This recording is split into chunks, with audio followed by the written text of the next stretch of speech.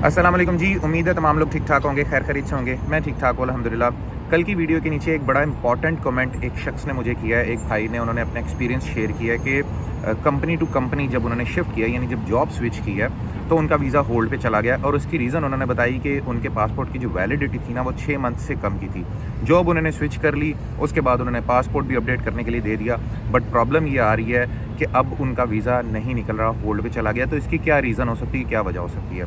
देखें, जब आप जॉब स्विच करते हैं ना किसी दूसरी कंपनी के अंदर, यूएई के अंदर, तो 4 सिंपल स्टेप्स होते हैं जो मैं आपको डिफाइन कर देता हूँ कि क्या क्या प्रॉब्लम्स आती हैं किसी भी शख्स को जॉब स्विच करते हुए, जिसके बारे में शायद हमने कभी सोचा भी नहीं होता। यूएई के अंदर ना रूल्स एंड लॉज बहुत ज़्यादा स्ट्रिक्ट होते हैं, ये सब लोगों को मालूम है। हम लोगों ने पिछली वीडियोज़ में भी डिस्कस किया कि एक डॉट के ऊपर भी अगर एरर आ जाता है ना आपका, तो आपका वीज़ा होल्ड पे चला जाता है। और पूरी जो इतनी लंबी चौड़ी हमने डॉक्यूमेंटेशन सबमिट करवाई होती है ना, वो सारी की सारी उसे एक डॉट के इर्द गिर्द घूम रही होती है और हमारे वीज़ा रिजेक्ट हो रहे होते हैं और हमें नहीं पता चलता। इसी वजह से रिसेंटली भी अगर कमेंट सेक्शंस में आप लोग देखें या दूसरे लोगों का एक्सपीरियंस आप लोग देखें, तो अक्सर लोगों के वीज़ाज़ लग रहे हैं, अक्सर लोगों के वीज़ाज़ नहीं लग रहे। ज़्यादातर उन लोगों के वीज़ाज़ के अंदर कोई इशू नहीं आ रहा जिनकी जो डॉक्यूमेंटेशन है ना वो कंप्लीट है, जिनके डॉक्यूमेंटेशन के अंदर किसी भी किस्म का कोई एरर नहीं है। खैर, ब्रेक डाउन कर लेते हैं उन 4 स्टेप्स को कि जब आप किसी एक कंपनी से दूसरी कंपनी के अंदर शिफ्ट कर रहे होते हैं, तो कौन से इंपॉर्टेंट पॉइंट हैं जिनको आप लोगों ने मद्देनज़र रखना है, उसके अंदर कोशिश करनी है कि कोई गलती नहीं छोड़नी। ये सबसे बेसिक पॉइंट है नंबर 1 कि जब आप किसी दूसरी कंपनी में जाने वाले होते हैं, आपकी जो पासपोर्ट रिन्यूअल होती है, मेक श्योर करें कि इसकी डेट को अच्छे तरीके से देख लें कि आइदर 6 मंथ से कम की तो नहीं है। ये सिर्फ पर्टिकुलर यूएई या दुबई के लिए नहीं है, दुनिया में कहीं पे भी आपका वीज़ा स्टैंप नहीं होता। आइदर वो विजिट है, आइदर वो वर्क वीज़ा है, आइदर वो कंपनी टू कंपनी वीज़ा है। अगर आपके पासपोर्ट की रिन्यूअल 6 मंथ की रहेगी, उसकी ड्यूरेशन, उसकी एक्सपायरी 6 मंथ की रहेगी है, एटलीस्ट 8, 9, 10 मंथ 1 साल की होनी चाहिए। मेरे अंदाजे के मुताबिक तो आप लोगों को हमेशा चेक करनी चाहिए। अगर 1 साल की भी रह गई है तो आप उसको रिन्यू करवा लें ताकि 5 साल तक आप लोगों को कोई मसला ना हो। ये एक बड़ा वैलिड और बड़ा मेजर पॉइंट होता है जिसको हम लोग अवॉइड कर देते हैं। तो फिर जिस वक्त हम लोग सबमिट करवाते हैं किसी नई जगह के लिए अपना पासपोर्ट, तो उस पर फिर मसला आता है। नंबर 1। नंबर 2 पॉइंट है कि जब आपने पासपोर्ट रिन्यूअल करवा लिया होता है, तो आपने अपनी कंपनी के अंदर, अव्वल तो फर्स्ट पॉइंट और सेकंड पॉइंट ऑलमोस्ट सिमिलरली है। देखें, अगर आपने 5 साल के लिए दोबारा या 10 साल के लिए अपना पासपोर्ट रिन्यू करवा लिया ना, तो फिर आपको अपडेट करवाने की ज़रूरत नहीं पड़ती। सेकंड पॉइंट में इमिग्रेशन में और लेबर के अंदर अपने पासपोर्ट को बैकएंड पे जो उनका सिस्टम होता है, यूएई का गवर्नमेंट का सिस्टम होता है, जिसके अंदर आप अपने अपने पुराने और नए पासपोर्ट की अपडेट करवानी होती है। यूजुअली जब आप कंपनीज़ के अंदर दोबारा पासपोर्ट सबमिट करवाते हैं ना, तो आपका पुराना पासपोर्ट भी साथ लगा होता है। आप लोगों ने, अक्सर लोगों को देखा होगा कि पुराना और नया पासपोर्ट साथ लगा होता है। वो इसी वजह से लगा होता है कि इमिग्रेशन के अंदर आपके पासपोर्ट को अपडेट करने के लिए उसको सबमिट किया जाता है कि ये पुराना पासपोर्ट था जो एक्सपायर हो चुका हुआ और ये नया पासपोर्ट है, ताकि उसकी डेट्स, उसका पासपोर्ट नंबर, ये सारी चीज़ें अपडेट कर दी जाए। अगर तो आप लोगों ने वक्त रहते पहले ही उसको पुरानी जॉब के अंदर ही अपडेट करवा लिया था, तो फिर तो ज़रूरत नहीं पड़ती क्योंकि वही चीज़ चल रही होती है।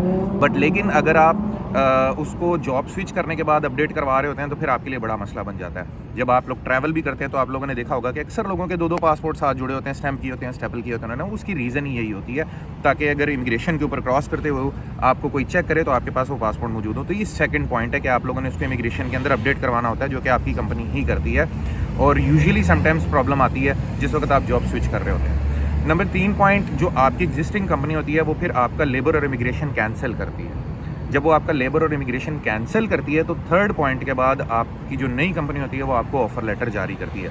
यूजुअली आप ये अपडेट्स अपनी जो नई कंपनी होती है उनको भी नहीं देते। जिस वक्त वो वीज़ा इशू करने के लिए या ऑफ़र लेटर टाइप करवाते हैं, तो उस वक्त भी उन लोगों को मसला आ रहा होता है कि वो फिर आपको कहते हैं कि जी पता करवाएं कि क्या प्रॉब्लम है, क्यों नहीं आ रहा इशू। तो ये एक थर्ड पॉइंट होता है जिसमें आपने अपने लेबर और जो इमिग्रेशन होती है वो की जो एग्जिस्टिंग कंपनी होती है उससे कैंसिल करवानी होती है, ताकि आपकी जो दूसरी कंपनी है वो आपके लिए ऑफ़र लेटर इशू कर सके। फोर्थ और इम्पॉर्टेंट पॉइंट ये है कि रिसेंटली यूएई के अंदर जो अनएम्प्लॉयमेंट इंश्योरेंस थी, जिसको सबने बहुत नॉन सीरियसली लिया और शायद अभी तक उसके बारे में कोई सीरियसली सोचता ही नहीं है, वो एक बड़ा इंपॉर्टेंट और बड़ा मेजर पॉइंट है जो कि मैंने भी करवाई हुई है, जो कि हर एम्प्लॉय ने करवाई हुई है, जिसके ऊपर तकरीबन 400-400 दिरहम लोगों को रिसेंटली फ़ाइन भी आया था। बड़ा शोर मच गया था एकदम से।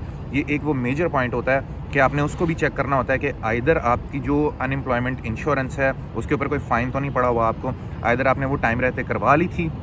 अगर तो वो आपने करवा ली थी तो वेल एंड गुड, अगर वो आपने नहीं करवाई तो आपको उसके फ़ाइन को क्लियर करना पड़ता है। अदर देन दैट उसके ऊपर भी प्रॉब्लम आ जाती है। ये 4 बड़े बेसिक और बड़े सिंपल स्टेप्स हैं जिस वक्त आप कंपनी टू कंपनी शिफ्ट कर रहे होते हैं, किसी नई जगह के ऊपर आप लोगों ने जॉब लेनी होती है, तो मेक श्योर करें ये सारे स्टेप्स को अच्छे तरीके से कंफर्म कर लें। सो मेरे ख्याल में हम लोग सम अप करते हैं कि हम लोगों ने 4 बड़े ईजी पॉइंट जो है ना वो डिस्कस कर लिए हैं कि इधर आपके पासपोर्ट की validity, passport number 2 point passport को अपडेट करवाना है इमिग्रेशन में, उसकी जो डेट्स होती हैं, नंबर 3 पे आपकी इमिग्रेशन और आपकी जो लेबर है वो कैंसिल होना, और 4th नंबर पे आपका एम्प्लॉयमेंट इंश्योरेंस।